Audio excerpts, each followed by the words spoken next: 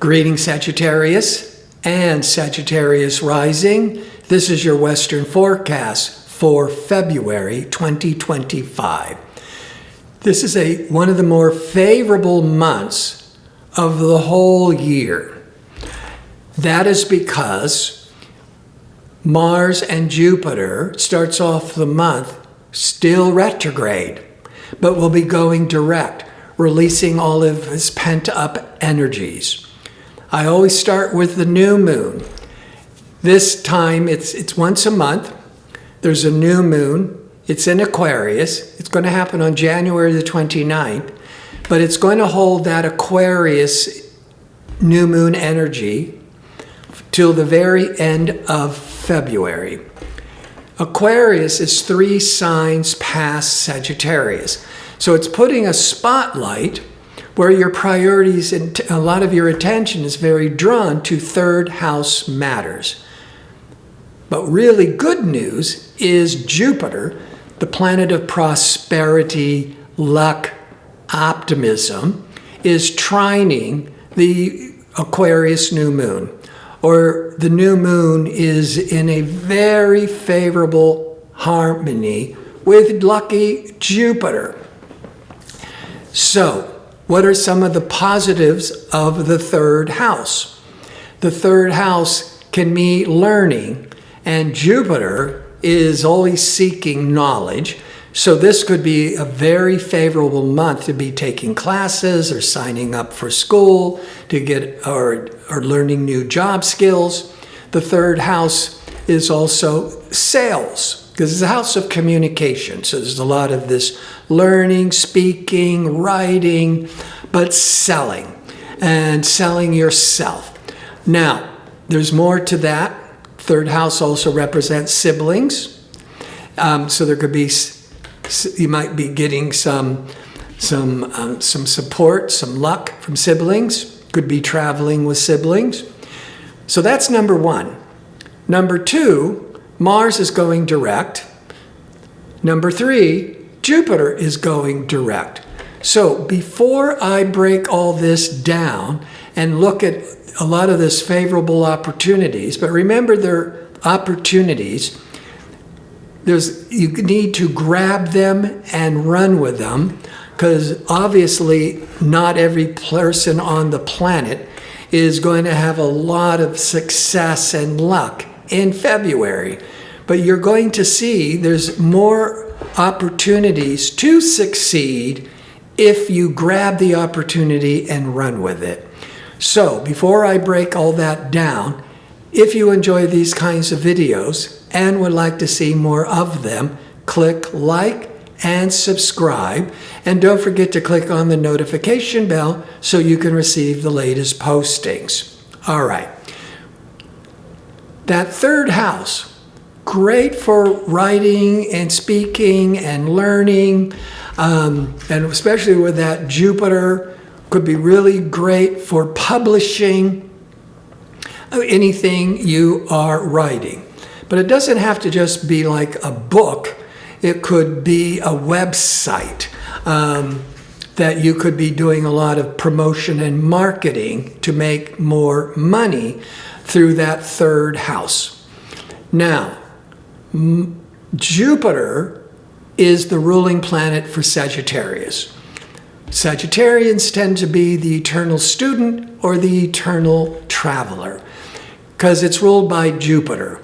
Jupiter is always seeking knowledge, wants to travel the world. Now, and it's very lucky. Sagittarians are often very lucky signs. So that Jupiter went retrograde in your 7th house of partnerships and marriage and contracts back October the 8th. So all those opportunities with contracts and partnerships and marriage could have just been more sluggish until it goes direct February the 4th, remaining in Gemini till June the 9th, but moving forwards. So it's more confident. It's more impactful.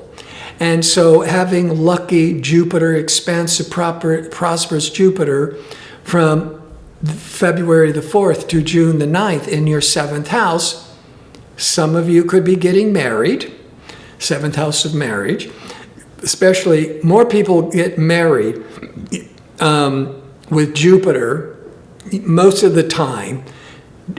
More people get married if you're engaged, or if you've met somebody and you're just, head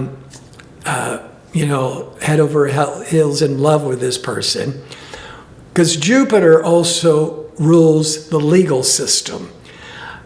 Because Jupiter and Sag rules the 9th house, and the 9th house deals with legal matters. So this is why a lot of people who've been dating for a long time, living together for a long time, but not married, or engaged for a couple of years and not married, Jupiter is the legal planet. And that's why more people get married with the Jupiter in your 7th house. Now, you could also be attracting a lucrative contract, 7th house, or forming a business partnership, the 7th house. Now that goes along with Mars, ambitious, assertive Mars. It goes through all the signs every 2 years. It retrograded back December the 6th in Leo, but the first week of January 2025, Mars, as it's drifting backwards, moved into your 8th house. And it's going to remain in the 8th house until April the 17th. But it's retrograde until February the 23rd. Now, the 8th house is the sector of banking and finance and joint ventures and taxes and insurance. So the Mars being retrograde, January to the February 23rd, there might have been more frustrations, more irritability, more anxiousness around financial matters. But the 8th house also deals with joint ventures or major financial contracts. That the Mars is the negotiator, it's ambitious, it's assertive, but it's all been delayed and frustrated with the retrograde. So February 23rd, it's now direct in the 8th house of joint finances until April the 17th, with Jupiter in your 7th house of partnerships or marriage. But even a business partnership is like a marriage. But I think this is more about a really personal relationship, because Venus, the planet of love and desire, will enter into Aries, a fire sign, positive with Sag, a fire sign. Venus goes into Aries February the 4th. It's going to remain in Aries until March the 27th. But on March the 1st, it retrogrades in Aries, in your 5th house of romance and children. And it's now the Venus will stay retrograde until April the 11th, but it's only in Aries until March the 27th. So Aries is very favorable for Sag because they're both fire signs. But that Venus, that loving, cooperative, harmonious Venus in the 5th house. One of the 5th house can represent is romance. So if you are, well, does it matter? If you're in an existing relationship, there might be more of a desire to do things, bring some more romance back into the relationship. Or at the same time, to bring more romance into the relationship, go on a vacation. Because the 5th house is also pleasures and parties and vacations. The 5th house is also children. And you could be feeling really good about the Venus, feeling really good about your children. Or if you could be conceiving if this is what you want to do, or even giving birth if you're already pregnant. And that's really beautiful energy of loving Venus in the 5th house of children. The 5th house is also very speculative, risk-taking. And it could be taking chances with creative projects. Now, let's go back to the 3rd house, which is the dominant theme with a lot of good luck because of Jupiter to the new moon. That 3rd house of sales. And you could also be setting up a business partnership to make more sales. So actually, what we have here is a nice balance between intimacy and romance.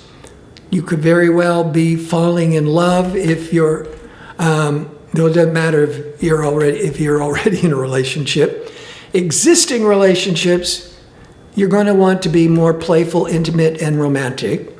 But if you're single and looking, this is a really great month to fall in love, especially with Jupiter in your 7th house, with Venus in the 5th house of romance. If you're just meeting somebody for the first time, you could be thinking this is already your soulmate.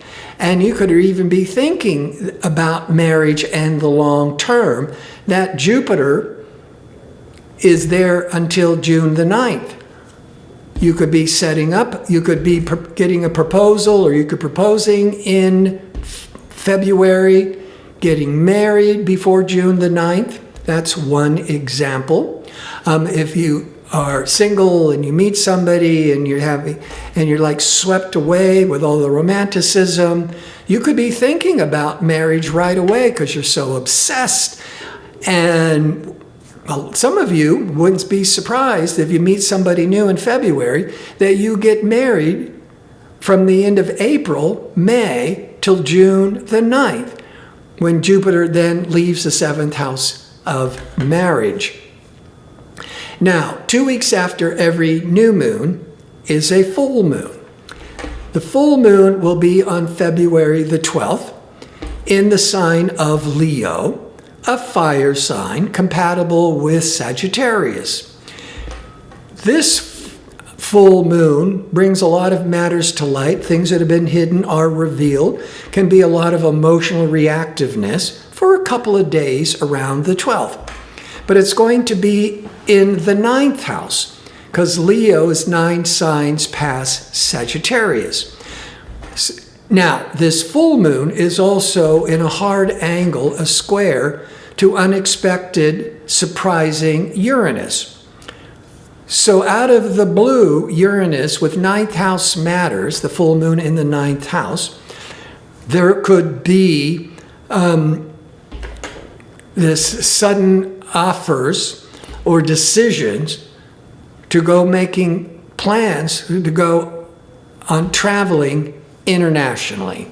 That's the 9th house. And with Uranus, could come in out of the blue, completely unexpected.